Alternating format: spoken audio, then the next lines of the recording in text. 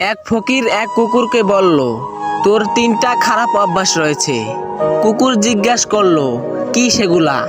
তখন ফকিরটি বলল, 1 নাম্বার, তুই সব সময় দেওয়ালে প্রস্রাব করিস। 2 নাম্বার, তুই কোনো ভিখারি দেখলে ঘেউ ঘেউ করিস।